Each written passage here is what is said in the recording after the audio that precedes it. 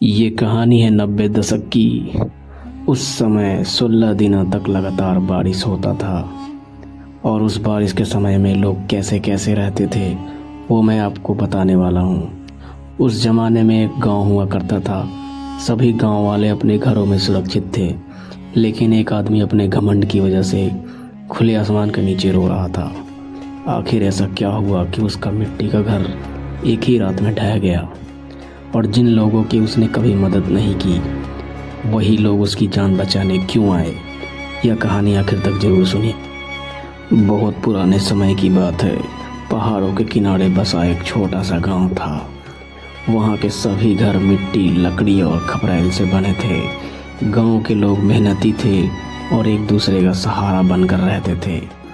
हर साल सावन आने से पहले गांव के बुजुर्ग सबको चेतावनी देते, सावन की 16 दिन वाली बारिश को हल्के में मत लेना। पहले से लकड़ी, अनाज और घर की मरम्मत कर लो। गांव वाले उनकी बात मानते। कोई सूखी लकड़ियां जमा करता, कोई छप्पर ठीक करता, कोई चारा भरता। उसी गांव में राजू नाम का एक आदमी रहता था। उसके पास दूसरों से थोड़ा ज़्यादा खेत और पैसा तो था। इसी बात का उसे बहुत घमंड था। वह हमेशा कहता रहता, मुझे किसी की ज़रूरत ही नहीं है, मैं अकेला ही सब कर सकता हूँ। अगर कोई पड़ोसी मदद मांगने आता तो वह टाल देता। एक दिन बूढ़ी काकी बोली, राजू बेटा, छप्पर टूट रहा है, 2 लकड़ियाँ दे दो। राजू हंसकर बोला, अपने घर का इंतजाम खुद करो काकी, मैं सबका नौकर नहीं हूँ। दूसरे दिन श्याम ने कहा, भाई बैल मेरा बीमार है, खेत जोतने में मदद कर दो। राजू ने फिर मना कर दिया, मेरे पास फालतू का समय नहीं है कि मैं दूसरों का मदद करता चलूं। गांव वाले चुप रहते, लेकिन सब उसके व्यवहार को समझते थे।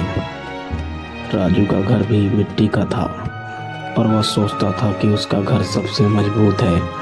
उसने न छप्पर ठीक करवाया, न दीवारों की दरारें भरी। उसकी पत्नी सीता कई बार कहती, सुनो, इस बार बारिश से पहले घर ठीक करवा लो, दीवारें कमज़ोर हो गई है। राजू घमंड से कहता, मेरा घर नहीं गिरेगा, तुम बेकार डरती हो। फिर सावन का महीना आ गया। एक रात काले बादल छा गए, तेज हवा चली और मूसलाधार बारिश शुरू हो गई। एक दिन, 3 दिन, 7 दिन, ऐसे करते करते बारिश रुकने का नाम ही नहीं ले रही थी। गांव के लोग अपने घरों में सुरक्षित थे, सबने पहले से ही तैयारी कर ली थी। लेकिन राजू के घर में पानी टपकने लगा, दीवारें भीग कर नरम हो गई। सीता की चिंता बढ़ती जा रही थी। 10वीं रात जोर की गरज हुई। अचानक घर की पिछली दीवार भरभरा कर गिर पड़ी। सीता चीख उठी और बच्चे रोने लगे।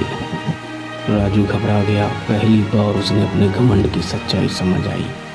वह परिवार को लेकर तेज बारिश में बाहर भागा। चारों तरफ अंधेरा, कीचड़ और पानी ही पानी था। राजू कांपती हुई आवाज में बोला, अब हम कहाँ जाएंगे? तभी दूर से लालटेन की रोशनी दिखाई दी। गांव वाले दौड़ते हुए आ रहे थे।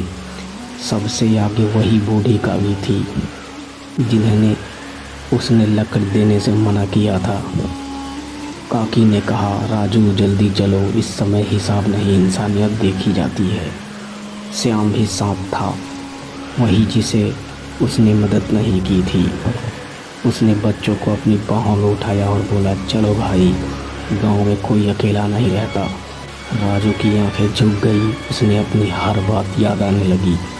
गांव वालों ने उसे अपने घर में जगह दी। किसी ने खाना दिया, किसी ने सूखे कपड़े, किसी ने बच्चों को संभाला। उस रात राजू सो नहीं पाया। उसे समझ आ गया, पैसा बड़ा नहीं होता, साथ देने वाले लोग बड़े होते हैं।